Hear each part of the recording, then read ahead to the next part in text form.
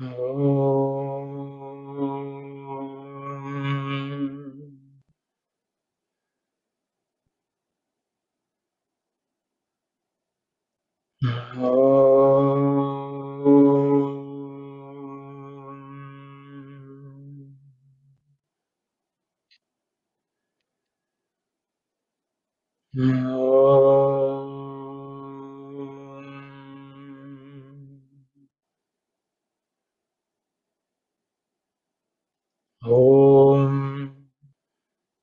Sahanavavatu Sahanau Bhunaktu Sahaviryam Karavavahai Tejasvinavadhitamastu Ma Vidvishavahai. Om Shanti Shanti Shanti. Sairam everyone. So we will continue the mantras from the Shivapasana mantras.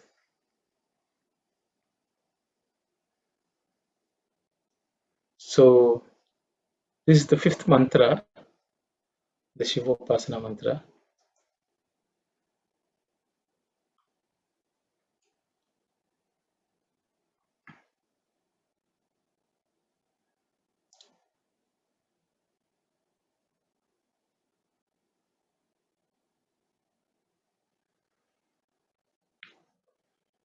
Om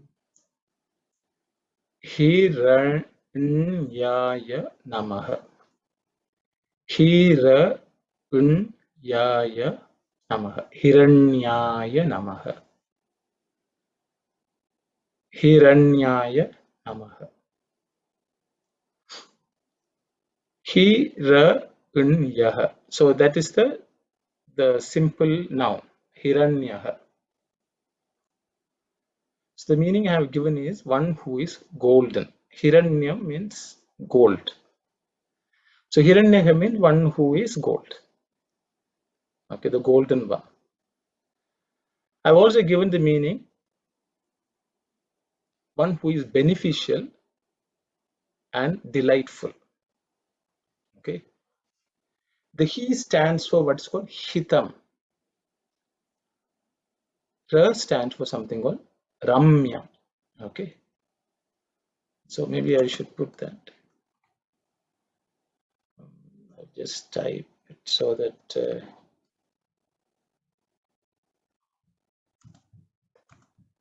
it's called hitam. Okay. Ra stands for ramya.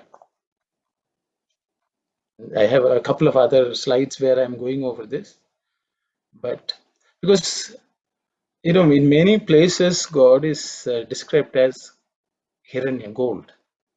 Like Hiranya Bhave in Rudram you will get, Hiranya Varnam in Sri Suktam you will get. There are many places in the Vedas God is described as gold.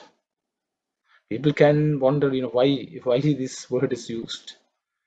So we will look at it a little more. Okay, why this gold is given so much importance in the Sanatana Dharma tradition. So I'm just going to talk about something called Niruktam. Okay, it is just I thought some of this information is necessary to understand what Sanskrit and Sanskrit scriptures are all about. So we're just going to spend a little bit of time. I don't want to go into too much detail. I will just read it out. Niruktam.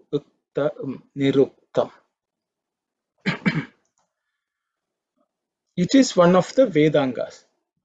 There are 6 Vedangas which are called ancillary limbs of the Veda. Any student of Veda is supposed to study all these 6. Only then you will be able to understand and study Veda properly. So that's the belief. These are all again listed as part of scriptures itself. And there are 6 of them. Niruktam is one of them. Okay, Siksha, Vyakarana, Chandas, Nirukta. These are first 4 which deal with words and the meanings and so on.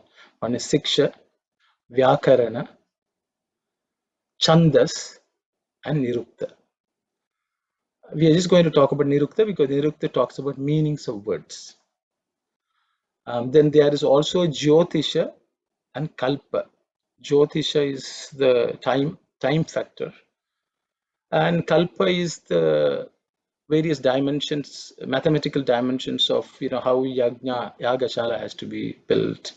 What were the numbers of things which should be attended to? This is all described in what's called Kalpa. So we will just talk about Niruktam, which is one of the 6 Vedangas. Vedanga. Veda means Vedam. Anga means limb.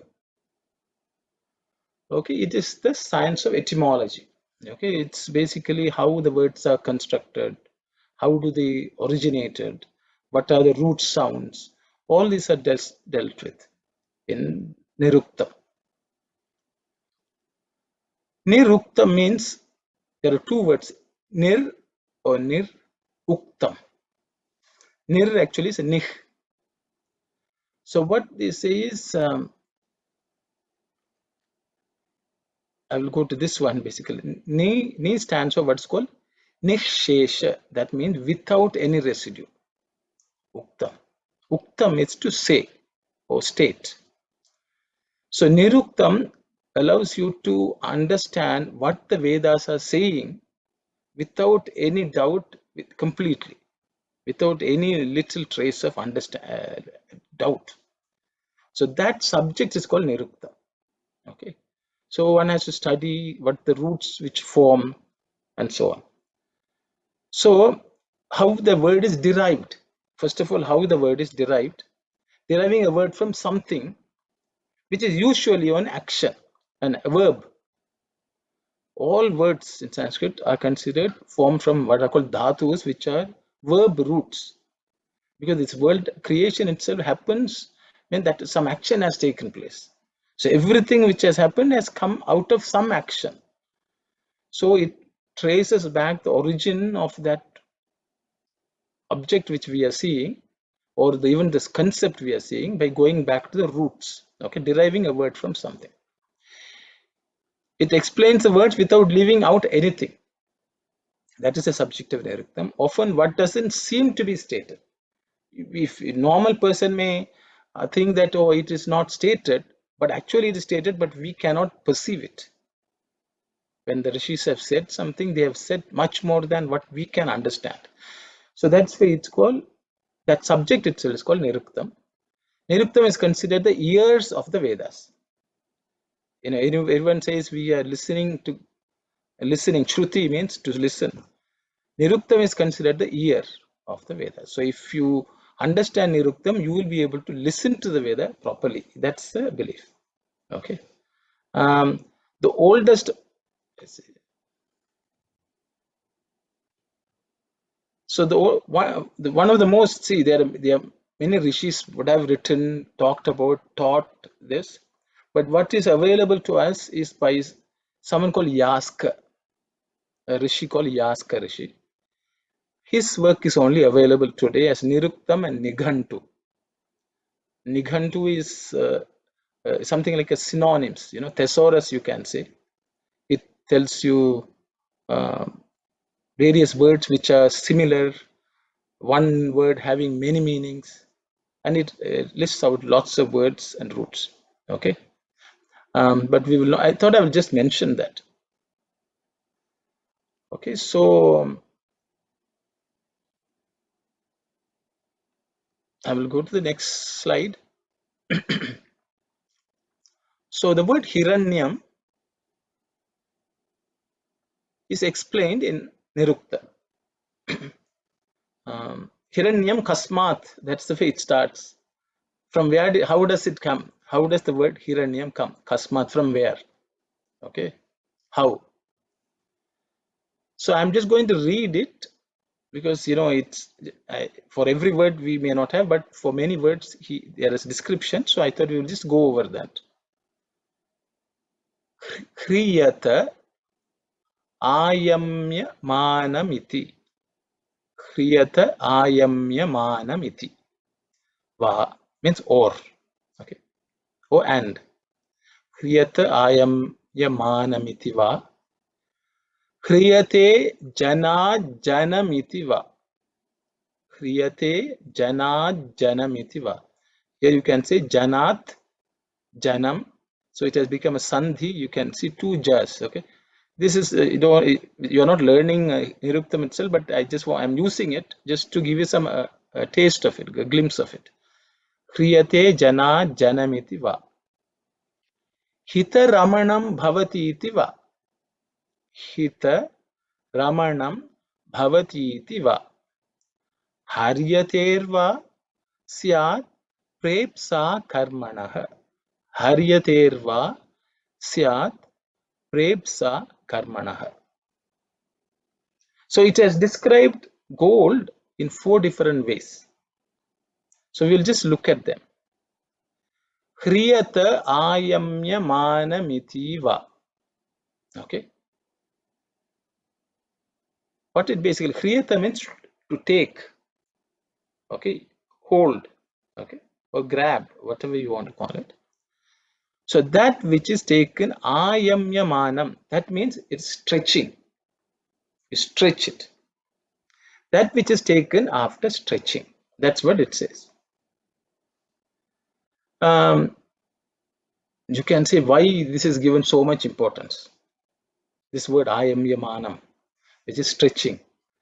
I'm just going into just the word, why the word hiranya is used. So I thought it's good. They say gold is one of the metals which can be not one of the metal. It's the most malleable, which is that means you can make it into anything. Malleable metal, and it can be stretched to such an extent that you can make a wire of gold apparently with 1 atom width. The width of the gold can be 1 atom, and even if you make a wire like that, there is a width of the gold with 1 atom, and you stretch it as much as possible. You can stretch it further than that also, and only then it will break. Until then it can stand. So it is that kind of fine metal that you can beat it to 1 atom width. It can still be a metal. It will still remain a metal. So you can imagine how the rishis in ancient days, Yaska is people are dating him as 700 BC or something like that. But the knowledge has been there beyond that, before that. He basically collated this information. So Kriyata, so this metal can be stretched, and then you take it, you receive it, you take it. That's what it is.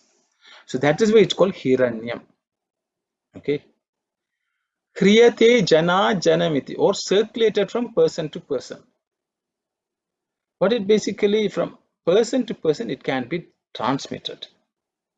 Many people think, oh, you take gold and you use it and then you give it to somebody else. They will also take it because it's as good as new. It's very valuable. But it's also, you can say, that which goes from person to person. From a person to another person, what goes is also gold. So what goes is actually the Atmic energy which goes from one person to another person. That is Hiranyam. Hita Ramanam Bhavati iti va. I have used the word Hita, he for Hita, Ra for Ramanam. So I will just put, I think I put Ramyam, but it's the same thing.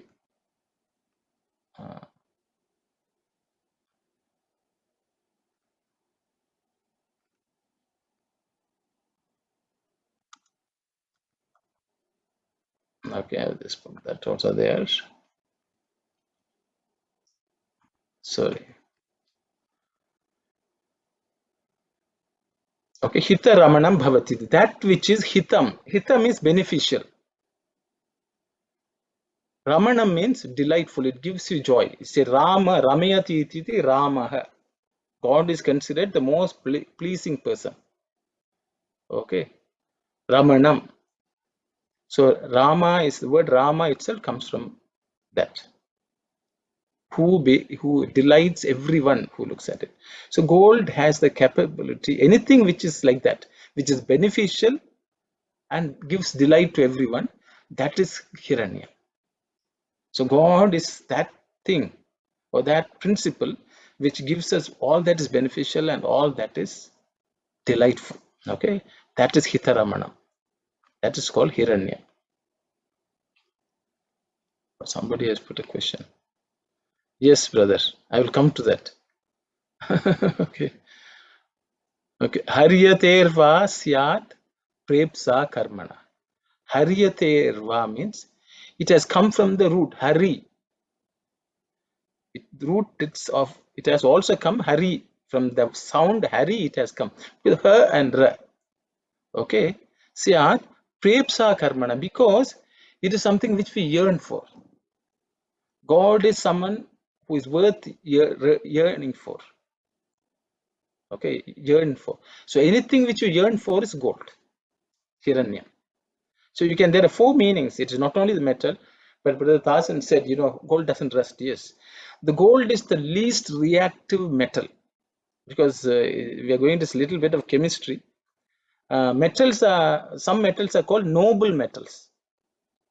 The noble metals do not react with anything, and the gold is the most noble of all metals because it will not react with anything. It is also believed that it can be so transparent that it becomes an infrared shield. It can become an infrared shield because it does not corrode easily, or more or less never. It can become the best conductor of electricity. So even within the body, all of us apparently, normal human beings have 0.2 milligrams of gold apparently, average. Some people may have more. But this gold is supposed to help the function of the body in many different ways. It's available in the brain, it's available in the heart, and so on, in the joints. So it has been treated as something which, for medicinal purposes also, Western medicine has still not done much work on it, but they are also using. But in India and China, it's used for medicinal purposes because it's supposed to give you many health factors. It improves your health. So that is the thought. So you can see the goal which God has created. So to a great extent, anything which is beneficial is Hiranya. And the gold is present in this world in many different ways. So those are some of the factors I thought it's important, because we should understand why God is considered Hiranya, why we call him. Yes, auntie said, Kanage's auntie said, for arthritis, gold injection is given. Yes, gold is because of the joints will function better because of gold. That is one of the reason golden ornaments were prescribed for people. Women wear in all joints, they wear gold. People don't realize in your finger because there are knuckles, hands, wrist, your neck, your ankles. So wherever possible, they used to wear gold because it will help. The nanoparticles of gold are supposed to help your health and well-being, not necessarily decorate. Yes, electronic instruments, cool. There we can just talk about gold, and it will become today will become a gold class. So that is the essence of gold, and that's why gold is given so much importance. So God, yes. So there is a lot of there's so much. So you can imagine this definition of gold. Everything is covered. I just wanted to give you a glimpse of the advanced knowledge which the rishis had and how they codified it. There is many other works on metals and how they are used as alloys and for various purposes, but so many people, yes, everyone knows God, so I will stop. But I thought I will just summarize, but just to show, okay. The next one, okay, has Swami spoken about Hiranyam? So that is the next question. So I found a discourse of Swami in 1974 from where it's available. 74 is during summer course. Swami gave a talk on which he's talking about Hiranyam, the word Hiranyam. So I'm just going to read it. So you can imagine Swami in his own way has given us all this knowledge present in many of these. We don't, most people don't even know, but if you go and search, it is this knowledge is available in scriptures. That's what I wanted to show you, the Niruktam. And now we will read what Swami is saying. I hope you all don't mind. Swami speaking about Hiranya. Associated with this inner antakarana is the Atma, or the inner self, and in the context of this Atma, you have to use the word Hiranya. So Hiranya is the aspect of Atma which is in our antakarana. Antakarana means inner instrument. You can say it's mind or heart. The inner instrument is one instrument, but there are many names and many functions. So the heart, mind, what all of that is called, this, that is what is present in us. Atma is present in us as heart, mind, and so on. That's an inner instrument which we all have. And that Atma, when it's in its purest form, is called Hiranya. That's what Swami says. Hiranya signifies to us the life force. That we are alive means that is only because of that Hiranyam. It is the one metal within us which conducts the human, God's energy. It connects us to that energy. That is why it gives us the life. We are able to live. Hiranya signifies to us the life force. The word Hiranya literally means gold. The common usage is gold. Through the help of fine gold, one can get rid of all impurities. If the gold is very refined, with that any impurity can be dealt with. Because of this capacity to remove the impurities and to cleanse with the help of fire, Agni or fire has been associated with the word dharma, and such fire has another name, pavaka. So this purification aspect, this gold, is present in fire, because that's why the glow of fire itself is gold light, the light of Hiranya Varna. The light, the color of the fire is gold. That is the aspect which purifies, Swami says. Okay, it's not only the metal. So that concept, that principle which is of that color, is capable of cleansing everything. Fire has been associated with dharma, so that which supports everything is also that fire. Within us, our own body will not function if there's no fire. If the temperature drops, it will not function. Okay, so that is what supports our own body. And such fire has another name called pavaka. Pavaka means that which purifies. Pavaka, okay, that which purifies. This strength or capacity by which it can purify matter is also called an aspect of pavaka. Because it is filled with the aspect of hita ramya. So I had written hita and ramya. So what was written in Niruktam? Hita ramanam bhavati tiva. Swami is using the exact same thing in 1974 summer course. Hita ramya. Okay, hitam is what is beneficial, ramya that which is pleasing. That it is also called Hiranya.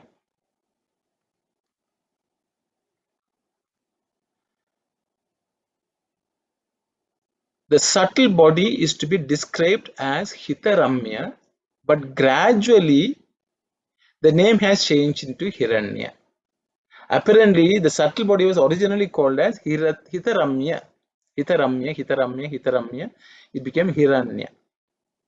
It is a morphing of the word itself, is what Swami says.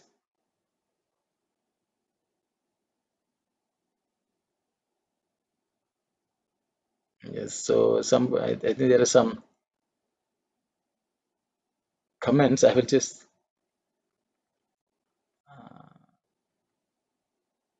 Hitam and itam, totally different meaning. Itam, I maybe Brother Vimalasan, you are referring to idam. Idam is different from hita. Ida, I think that's what you are referring to. I may be wrong, but I don't. Idam and hitam. No, Yeah. that is idam is the third letter in the Thavarga, brother. Idam, that is this. This is Okay. hita. Hita. That is this. Okay. Okay. Idam is this. Hita means that which is beneficial. Okay. Okay. Even the word heart, they say it comes from ha and ra, heart. That means that which is beneficial and that which is pleasing, which is in us, is the heart. Ha and ra. You can see the word letters which come into being. So it's the same thing. That's also, there's some research done about that also. Hitaramya.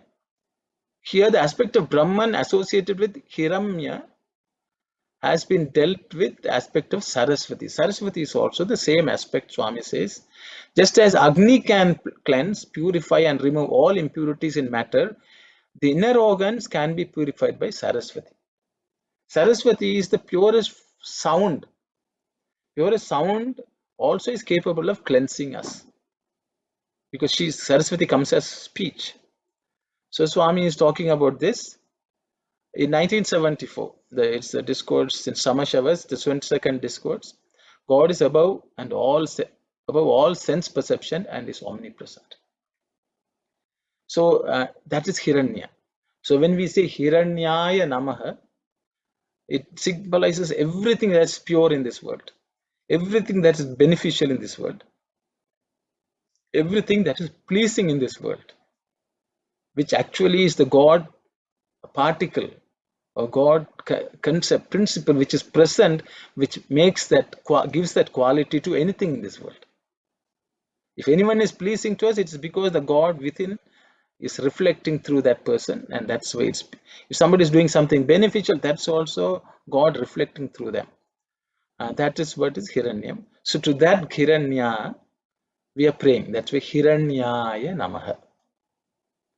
Okay, so we will go to the next name.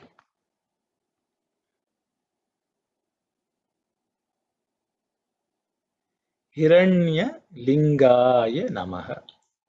Hiranya Lingaya Namaha. So here the word noun is simple noun is Hiranya Lingam. Hiranya Lingam. Okay. It's golden linga. Indicator of the eternal, imperishable principle. It will never be destroyed. It signifies that. Okay. So it is salutations to the imperishable principle from which the entire creation is born. So that's what I've said. Let's look at what it means, because the original creation took place apparently. Initially, creation came into being as something called Hiranya Garbha. Garbha is also uterus, okay, where an embryo is formed. Okay, so the thing is, in that apparently first it originated as a linga of golden hue. That is how the world came into being, is the Sanatana Dharma. And so I will just go to a discourse of Swami again. Swami speaking about Hiranya Linga. Okay, that's what it is. I'll just read it. This was a discourse.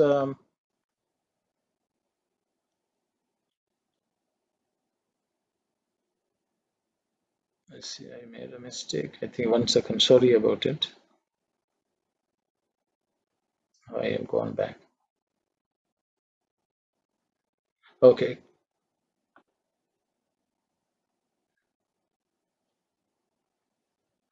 So it was a discourse from 28th May 1991. Okay, that's all. That was also a summer course which was held in Vrindavan, and Swami gave a discourse. So I will just read the excerpt from the discourse. So the mind principle is called Hiranya Garbha. Hiranya is gold, Garbha is womb. Meaning Hiranya Garbha is he with a golden lingam in his body. So that if mind principle is Hiranya Garbha, all of us have that. It depends on how refined it is. So that is present in everybody, and God is also considered Hiranyagarbha, one who has Hiranyam in his womb. Okay. At this point, Bhagavan materialized a golden lingam and held it aloft. Swami apparently during the discourse, he materialized the lingam and held it. Then Swami goes on to speak. This golden lingam is present in his body near the heart. This lingam is present near the heart. The entire cosmos is contained within this golden lingam. America, Japan, Germany, France, England, India, Pakistan, Swami lists. All are contained in this lingam. Why is Hiranyagarbha golden? Gold undergoes no change. It survives in the earth for any length of time because it doesn't react. It is not affected by anything. There's always this talk of acid test. They will say acid test means apparently gold cannot be dissolved by any acid. So acid test means that. So if you take a metal, if you dissolve everything, gold will remain. So that's called acid test. So it survives in the earth for any length of time. In the same way, the heart does not change no matter how long the individual lives in this world. This is not the physical heart, but the spiritual heart, which conceals infinite powers. Divinity in a person cannot be understood from a physical perspective. The golden principle of Hiranya resides as 12 manifestations in the heart. These forms are called Aditya Brahmas. Composed of Aditya Brahmas, the sun shines with a golden hue and traverses a path that takes 12 months to complete. So what Swami says is, there are two comments.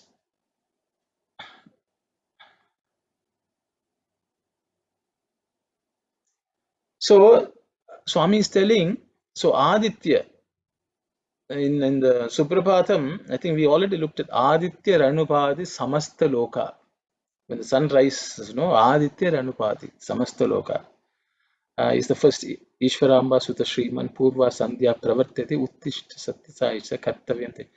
Then we go to Chitravati Tata Vishala Susanta Saude Tishtanti Sevaka Janastava Darshanartam Aditya Ranubhati Samasta Loka. That means this sunlight is spreading everywhere. That means the sunlight is within each person is kindled, is lit. That is the real Aditya that Swami is telling 12 Adityas. And the 12 Adityas are present in our own heart. And he says, when the sun shines the golden hue, so different aspects of that golden Aditya in us should come about every month.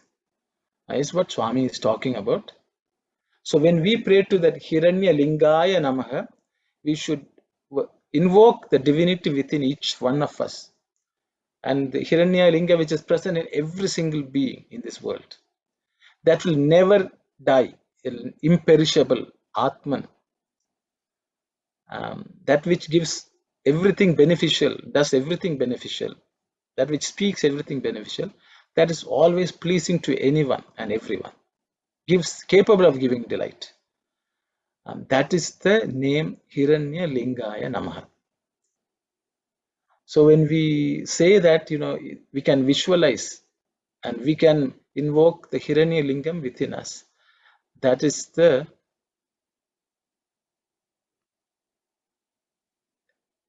Linga, Hiranya Linga. Okay, so that's the meaning of Hiranyalinga. I think I spoke too much about this too, but we will go to the next one. Next name,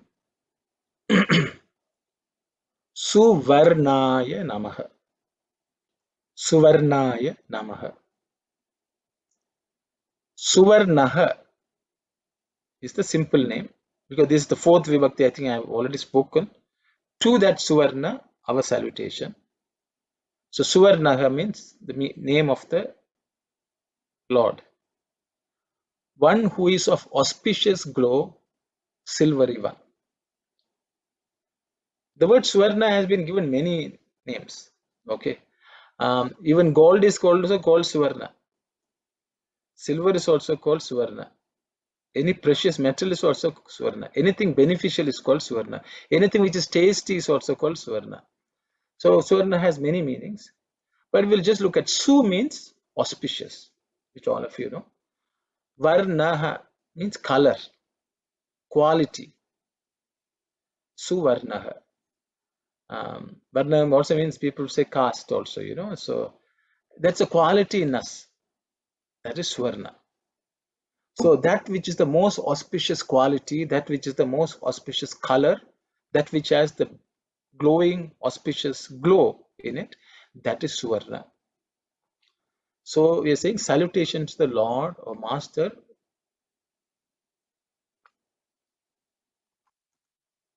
Sorry, who is of an auspicious glow. Okay, he is the color, what he radiates, the light which he radiates is very auspicious. It can grant auspicious. So to that Lord we are praying. Suvarnaya Namaha. Okay.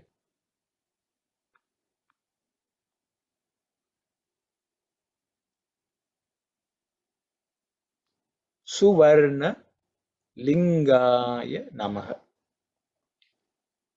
So linga of auspicious glow. Okay. Salutation to the linga of auspicious glow, which also means linga, we said, is something which indicates, which is a mark, which points you to that. So in every being, everyone in this world, in every living thing, every object in this world, there is something which is auspicious. So to that auspicious thing which points us to divinity, we bow down. Which also means if anything and anyone we see, if we can see that which is auspicious in that person, to that thing you bow, you give your respect, give love, you pray, worship. So that is what, so what this meaning says, we should be able to see in everywhere something which points to divinity. Anything in this world which points to divinity is Swarna Linga. To that thing we bow down. So which also, you know, once we chant this, we should be able to identify everything auspicious in everything in this world and be able to connect to divinity through that. Suvarna Lingaya Namaha. Lingam is which that points, that which points us to that quality. So it also can say, you know, by chanting this, we will create environment which will always point us towards the Lord. Okay, and to that we are always, we bow down and worship.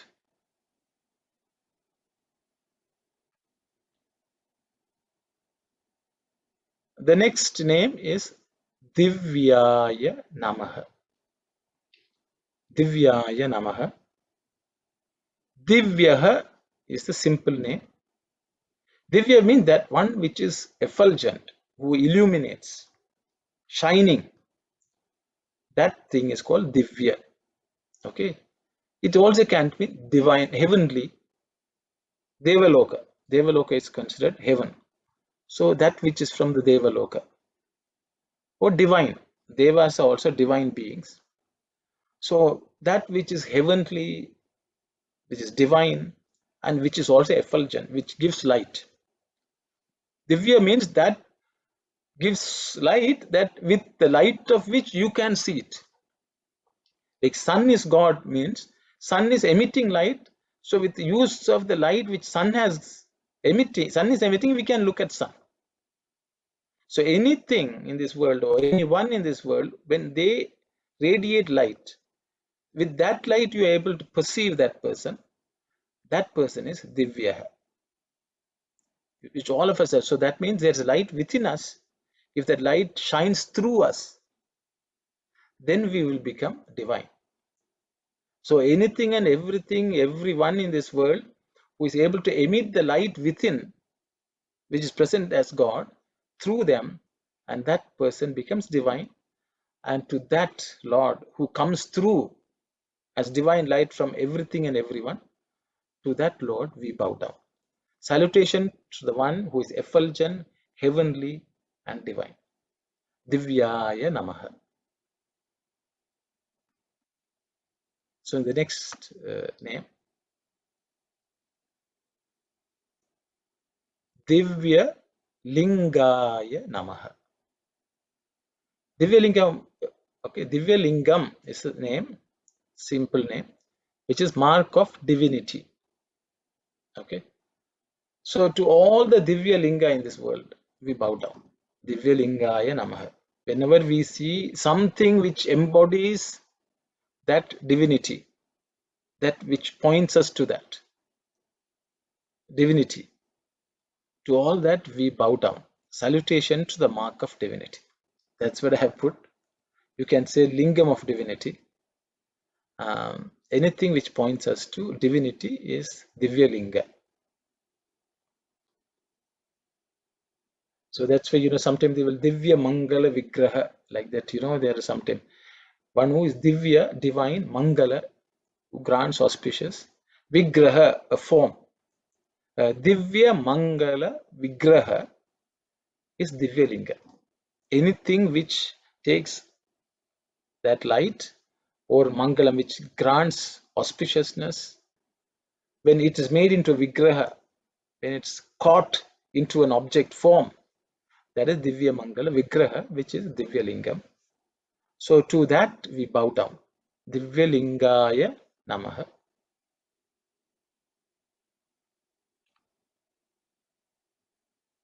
Because the names are very simple and the meaning is so I'm just going a little fast maybe. I hope it's okay. Bhavaya Namaha. Bhava, Bhavaya Namaha. Bhavaha. So Bhavaha means existence, the state of being. It means the entire world, the cycle of birth and death, which we observe in this world. All that is called Bhava. In the existence, everything which exists, which actually in this world, everything which exists actually goes through a cycle. It comes into being, disappears, comes into being, disappears. Actually, it changes form. But it's the same, the constituent is the same thing. But it exists in this world. The five elements exist. So that all that which exists is bhava.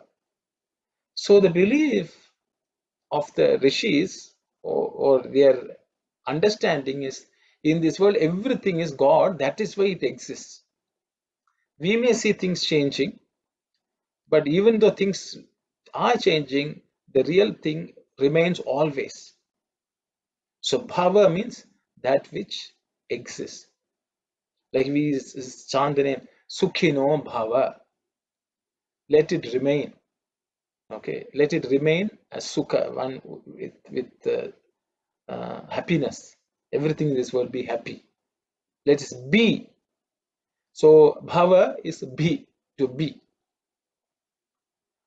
So to that salutation to the one who is existence, the being, and the world. So God is the existence. If you are alive, it is because of God. Everything creation is God. So whatever we see as existing in this world, that is God. And to that God we bow down and pray. So Bhavaya Namaha. Okay, so that whatever we see around us is Bhava. That from that only the word Bhavanam also comes. Bhavanam means home. So where everything is where we live. Okay, that place is Bhavanam. So Bhavaha.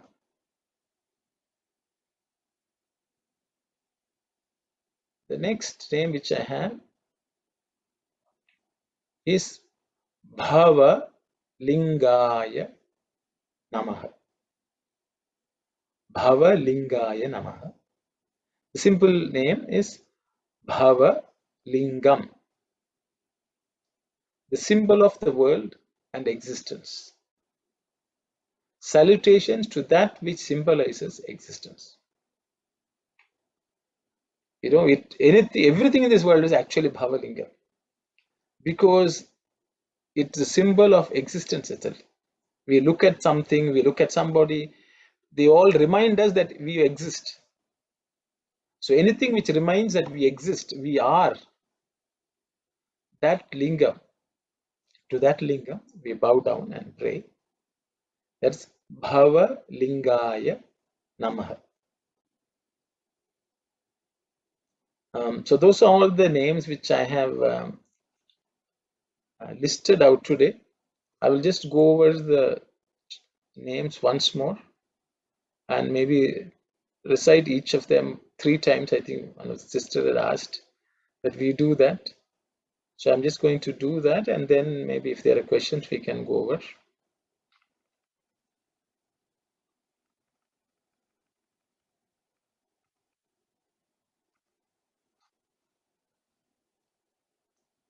Hiranyaya Namaha. Hiranyaya Namaha. Hiranyaya Namaha.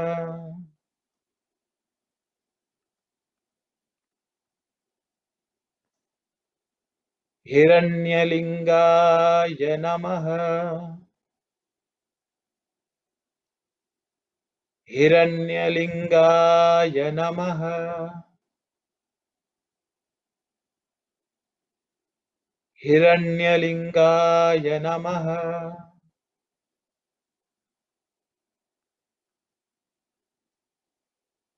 Suvarnaya Namaha. Suvarnaya Namaha. Suvarnaya Namaha.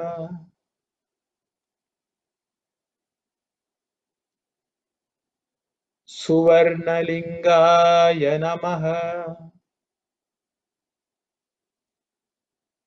Suvarnalingaya Namaha. Suvarnalingaya Namaha.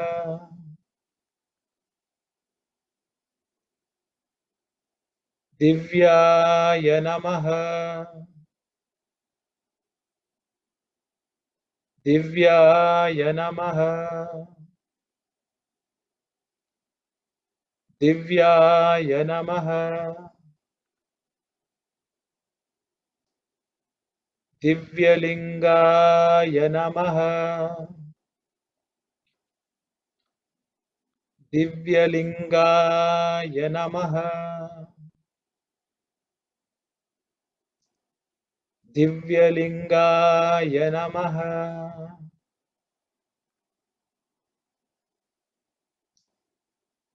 Bhavaya Namaha. Bhavaya Namaha. Bhavaya Namaha. Bhavalingaya Namaha. Bhavalingaya Namaha. Bhavalingaya Namaha.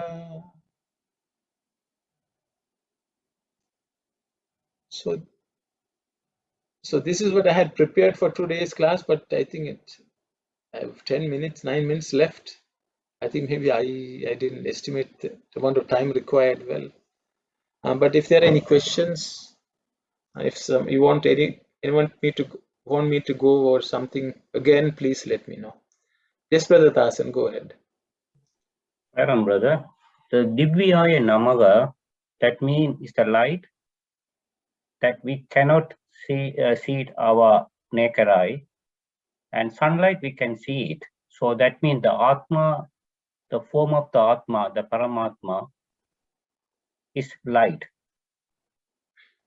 So that is the reason we do the Arati too, that showing that that the Paramatma is the form of light, and eventually it will disappear on the air. Can you explain that one, brother? My understanding. Yeah, so I think it's a nice question, brother. Anything which we see is called Divya. So from what I understand. But what we see alone is what our the limitations of our eye are such that we won't see the full radiance of divinity. I think that's the issue. What we see as light is also Divya, but Divya is much more than that light, which we are unable to see. So you are right in that the word Divya covers much more than the physical brightness. And yes, the Arati is actually a symbol, by, at the end we always give Arati, means by all this exercise, the divinity in us should have lit up. That's why Mangala Arati it is called. Yes, that means when the light within us comes out, is blazes, then only it has become Mangala. And just to signify that only we take Arati. Yes, you are right. Because God doesn't need light to show him. It is to show us that we have to raise ourselves to light the lamp within us, and it should blaze forth. It should be raging. Okay, that's my understanding. Thank you, brother. Thanks for. Thank you, brother. Yes, Sister Anita, please go ahead. Sai Ram, brother. I had a question about lingam.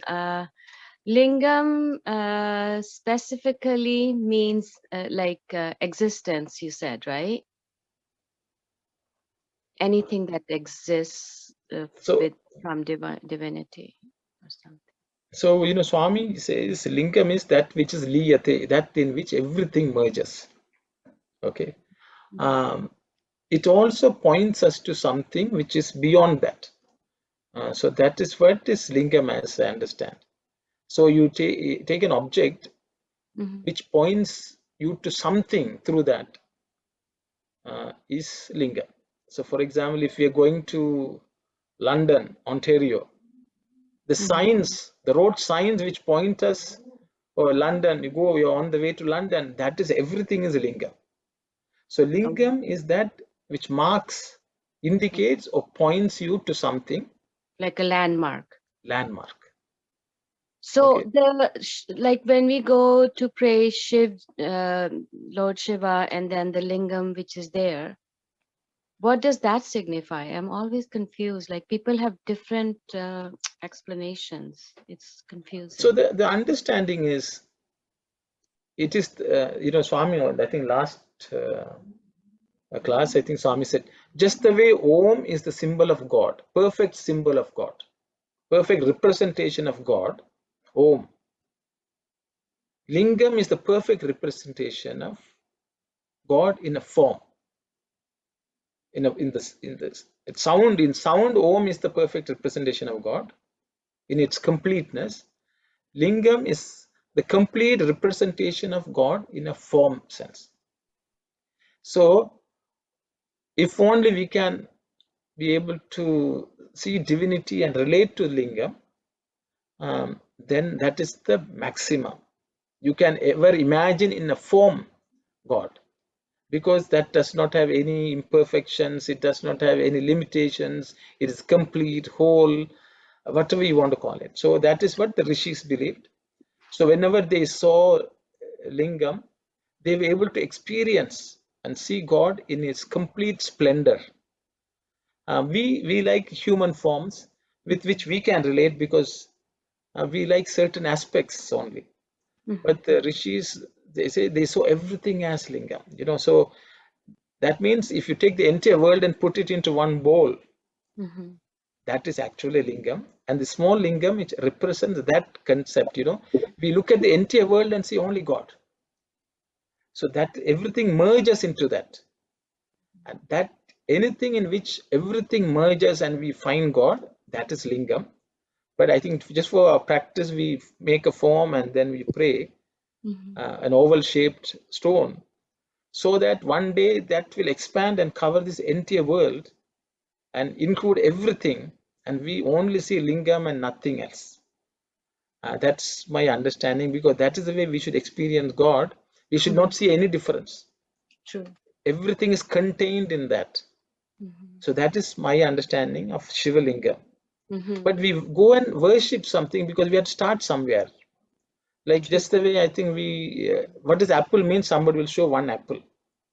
But once you see an apple, you will see apple, any apple you see anywhere, you will recognize it. Yeah. So the same way, if we can understand that lingam properly, we will see lingam everywhere. That is the belief, my understanding, sister. I may be. No, it totally makes sense. Sai Ram, sister. Sai Ram, Aruno. Yes, yes, This is auntie. Tapu auntie. Yes. This Shivapasana mantras, all of them, they are referring to our own. When we are chanting, we have to realize our own divinity and others' divinity too. Is that what it is teaching? And you invoke Shiva in our consciousness and chant. Is that what we are expected to do? Can you go ahead, explain to us? Thank you. So I think there is. I think that we should look at. Maybe I should bring the information and show the realities. I think we will just hold this, because the final mantra is that. Okay, we will. One of the end of this Pasana mantra, there is a verse which covers what you are talking about, auntie. So I will reserve it till then. Maybe next week or the week after. Thank you. Okay. Saira. Okay. Yeah, because I don't want to talk about it today. How do we consider ourselves as Shiva, ourselves as Linga? What is that? I think I will reserve it till the last class, if you don't mind. But for now, let's say yes, and we will discuss it in detail in the last one. Okay, thank you. Yes, Sister Usha Kapoor, please go ahead. I think you may have to unmute and speak.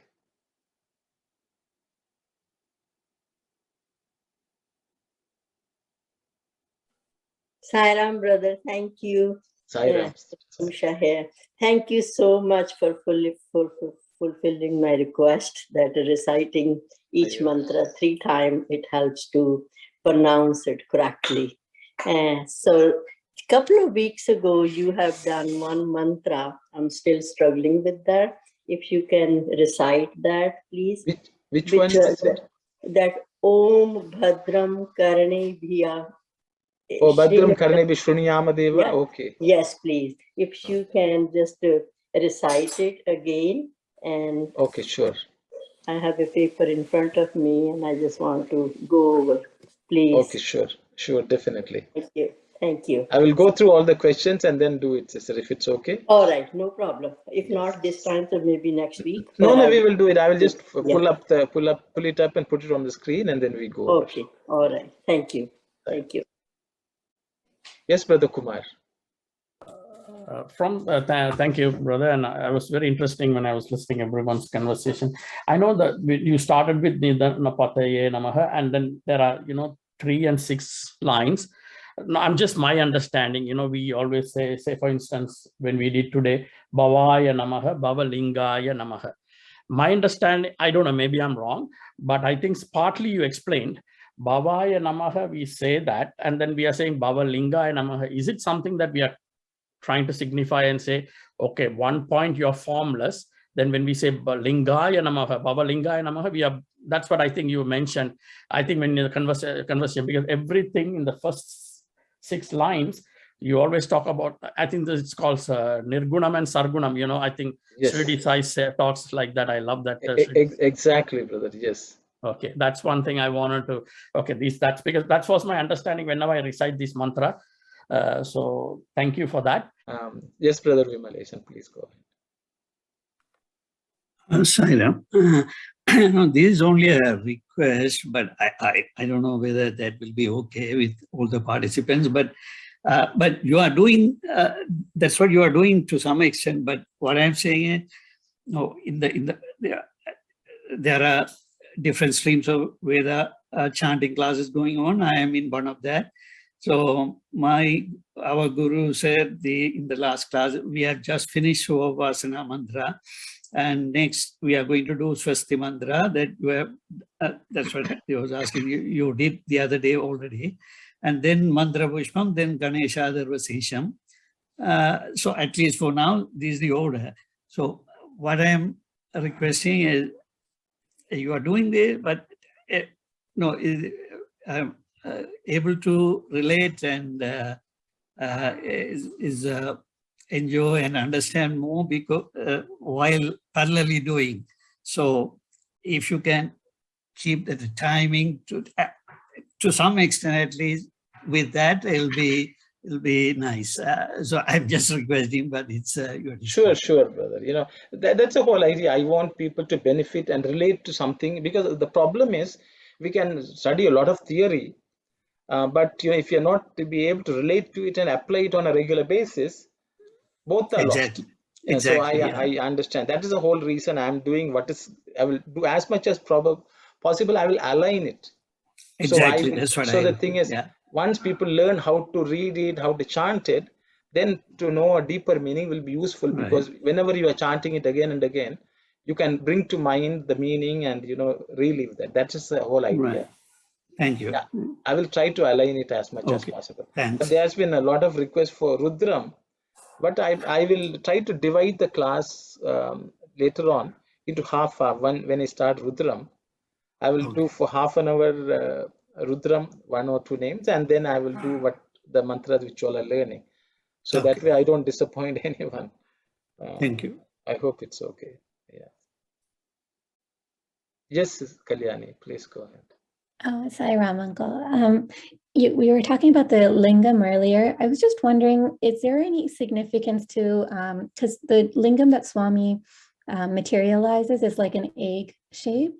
And then like the Shiva lingam that, we see in Shivaratri, it's not really an egg shape. So when we were talking about the lingam, like, does it just refer to any like oval kind of shape, like, or why is there that difference? Yeah. See, when Swami, see, the oval shape is the lingam. You know, lingam actually can take any shape. Like if you take Hiranyagarbha, it can morph into anything, malleable, you know. It can be moved into anything. I think the most important thing is, does it signify, does it point you to the divinity? I think that's much more important than the shape. But if you, when we go into the study of Kalpa in Vedanga, there are different dimensions for different lingas, the materials to be used, the shape, the measurements, all this is discussed. All of them have certain significance, but I think both of them are considered lingas. You know, it is not necessarily one shape, an oval shape. The material can be different, the shapes can be different. There are different measurements, and it's a science by itself. And each of them is supposed to have certain potency, because they reflect energy and in a slightly different way, and each of them is supposed to have certain purpose. Okay, so ultimate one is oval from what I understand, but there are certain shapes, certain materials which are used to make lingam because they have certain potency. They are able to retain energy in a certain way and reflect and disperse that energy. So rishis have done a lot of research. You know, there are different way you do puja that will energize the lingam in a different way. Different mantras are used, but all mantras are Shiva. You know, if whatever we are saying is different mantra, but at its ultimate Shiva is one. So each of them is fine, but as long as they have been constructed in using the science which the rishis have put out, they will have a lot of value and power. That's my understanding. So there's no one single form of linga, one single material for making linga. I hope that answers your question. Yes, thank you. Yes. And in that first slide about Hiranya, the different meanings, the last one, Hiranya, oh, sorry, Haryaterva. Haryate, okay. 1 second. Haryaterva syat prepsa karmanah. And so that means Hari is something we yearn for? Hari is what grabs your attention. Mhm. Something, as soon as something grabs your attention, you are in a state of prepsa. See, if it's like Hari is the one object which grabs your attention, then you yearn for it. You don't have a choice. It's like, you saw something which you liked, then you will always yearn for it. That brings out the quality, a search, a yearning, a pining. Because it's Hari, you have a yearning. That is your reaction to it, your response to it. So yearning is what is the response. Hari is that which grabs. Okay, so God is Hari, and we all pray. We say, when can we see you? Can't you show yourself? So this is in everything in this world. You see a food, you remember a food, it will attract, make you yearn. But the food has exerted an influence which is Hari. But you yearn for it. So you pray for it. So it is one is reaction, the other one is object, which has that quality. Hari is that which attracts, grabs your attention, takes you. Okay, so I hope I answered that question. Yes, and so the word here, prepsa, means yearn. Yeah. Yes, the activity of yearning, prepsa karmana. Okay, and so then that relationship, that which attracts and that which yearn together, that whole thing is why it's called Hiranya. Okay. So Hiranya means that which invokes such a response, prepsa as a response. What is the word here, the terva and the syat? What do those words mean? Hari, okay, aterva. Okay, so that's the way because it comes from that. Oh, okay. It comes from Haryaterva. Okay, it comes from Haryate. Like okay. Hiranya comes from Hari? Is that what it's? Yeah, so because see, if you can see, her, ra, and the last word is na. Oh. So you should understand they are all, you can say, acronyms. He, ra, in, nya is all acronyms of what is written here. That is the way they decode the names, words. Every sound is an acronym of something else. So the rishis see Haryaterva Prepsa Karmanaha in the word Hiranya. So it's like take something and put a magnifying glass, you see all sorts of things in it. As if you listen to Swami's word, Swami is saying it's Hita Ramyam became Hiranyam over time through usage. So what happens is Swami will say goodbye. We say goodbye.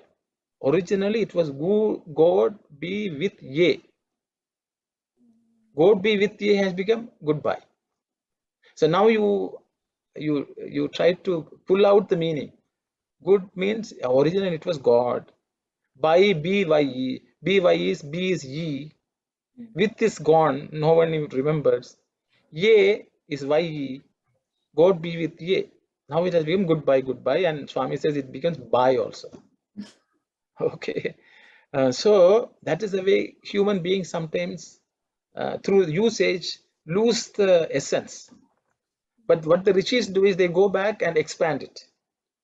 So Hiranyam is Haryaterva Syat Prepsa Karmana is Hiranyam. That's the way Yaska has said. Okay, I hope I answered that question. Yes, thank you so much. Okay, so they are basically decoding that acronym of sounds.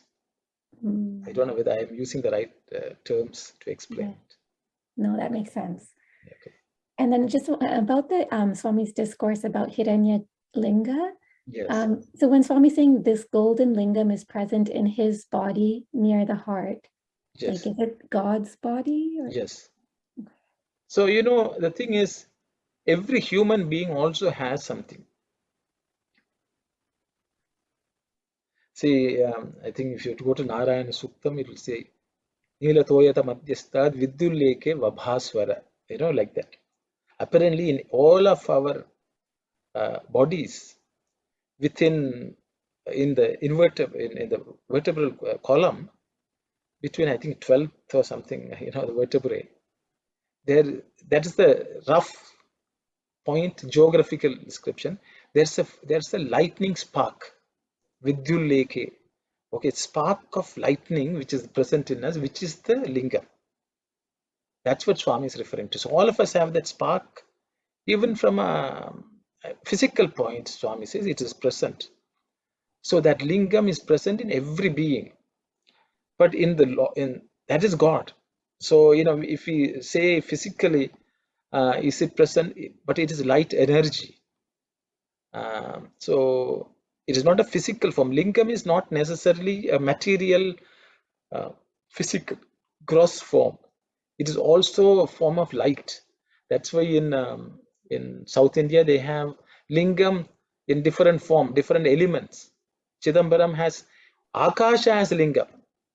Space itself can be a lingam. That is supposed to be symbolized in the Kshetras Chidambaram in South. Okay, and if you go to Tirvanaka or Kalahasti, it is different. So each of them represent different element also as lingam. So the lingam can be in space, lingam can be in air or wind, lingam can be in fire, which is Arunachala, lingam can be in water form, lingam can be in gross form. So everything, lingam is not necessarily physical gross thing, it is a concept.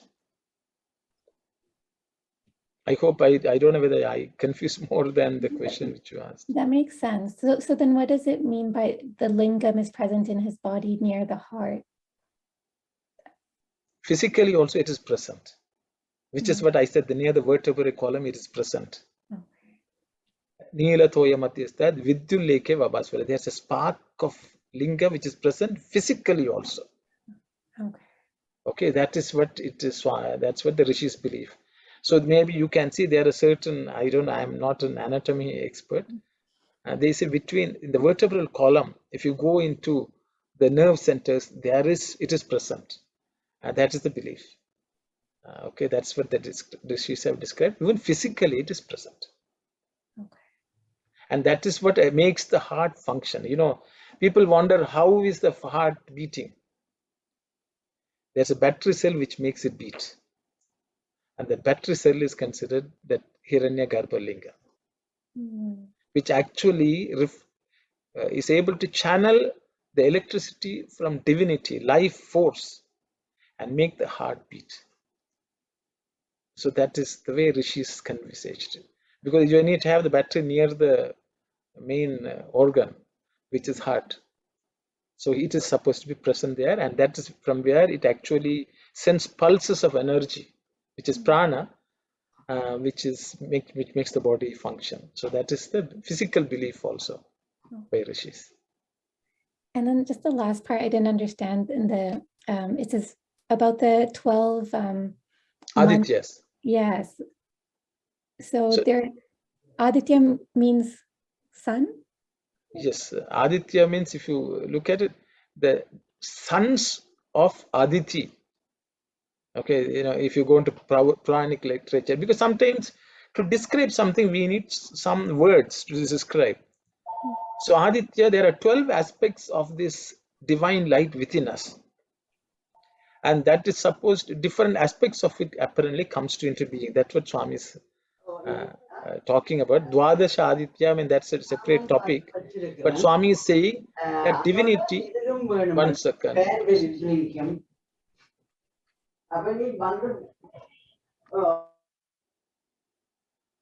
So there are 12 aspects of that light, divine light within us, which comes out in different ways. And Swami says throughout the year, different aspects of us also comes into. Just the way, if you look at the sun during the 12 months of this year, there are different things happening to earth.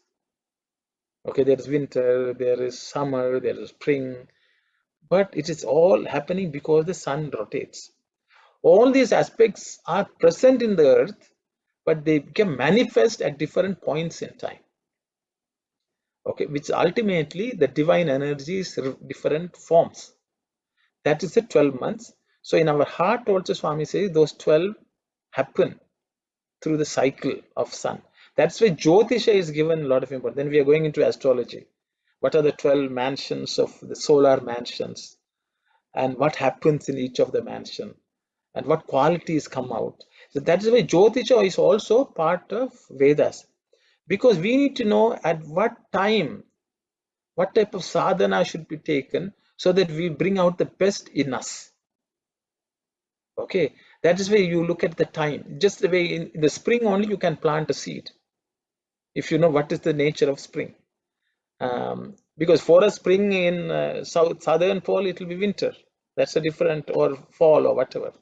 So the thing is, the time is important. So rishis gave a lot of importance.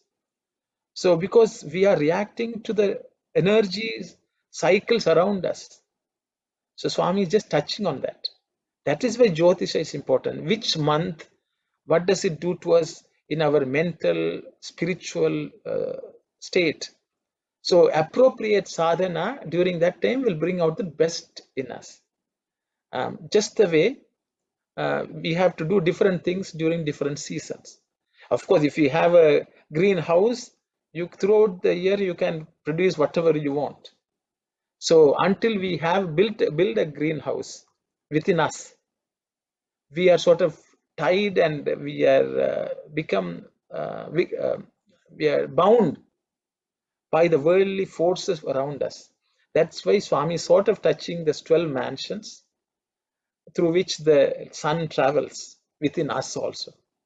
I hope I didn't go overboard, but you asked me about the 12 and the Aditya, so I just mentioned. So within us also, at different times, different aspects of the divinity becomes manifest until we gain full mastery and we are able to mature our divine understanding and use of that divine energy. So that is why different months, different time period, different sadhanas are prescribed by the rishis, because that is conducive for that sadhana. Okay, so Swami sort of touches on that. That's what I understand. I hope I answered your question. I don't know whether I went on a tangent. Yes, thank you so much. That clarifies it. Yes. Sister Usha, I think you wanted something chanted, so I will just do it quickly. I hope anyone who wants to wait can wait. Otherwise, I will. Yeah, which class notes that you're going to recite? I know I was waiting for that Usha auntie's request. Was it? Does anyone knows which? This one. This brother, it's 42nd. Okay, thank you. I want to see that. Okay, thank you. Because it was in Ganapati Atharva Shirsham, the Shanti Mantra. I'm just going to recite. Yeah, this is the one. Yes, thank you. Okay, this is better. This with accent. Okay, I will recite slowly 3 times, and then we will close with Samastaloka if it's okay. If there are questions, I will answer next week because it's so 10:30. Yes. Thank you, brother. This is what. Om Bhadram Karnebi Shrunuyama Deva Bhadram Karnebi Shrunuyama Deva Bhadram Karnebi Shrunuyama Deva Bhadram Pashemakshbhiryajatra Bhadram Pashemakshbhiryajatra Bhadram Pashemakshbhiryajatra Sthirairangaistushtvagam Sastanubhihi Sthirairangaistushtvagam Sastanubhihi Sthirairangaistushtvagam तस्तनूभिः व्यशेम देवहितं यदायुः व्यशेम देवहितं यदायुः व्यशेम देवहितं यदायुः स्वस्ति न इन्द्रो वृद्धश्रवाः स्वस्ति न इन्द्रो वृद्धश्रवाः स्वस्ति न इन्द्रो वृद्धश्रवाः स्वस्ति न पूषा विश्ववेदाः स्वस्ति न पूषा विश्ववेदाः स्वस्ति न पूषा विश्ववेदाः स्वस्ति नस्तार्क्ष्यो अरिष्टनेमिः स्वस्ति नस्तार्क्ष्यो अरिष्टनेमिः स्वस्ति नस्तार्क्ष्यो अरिष्टनेमिः स्वस्ति नो बृहस्पतिर्दधातु स्वस्ति नो बृहस्पतिर्दधातु स्वस्ति नो बृहस्पतिर्दधातु ॐ शान्ति शान्ति शान्तिः समस्तलोका सुखिनो भवन्तु समस्तलोका सुखिनो भवन्तु समस्तलोका सुखिनो भवन्तु ॐ शान्ति शान्ति शान्ति साई राम everyone.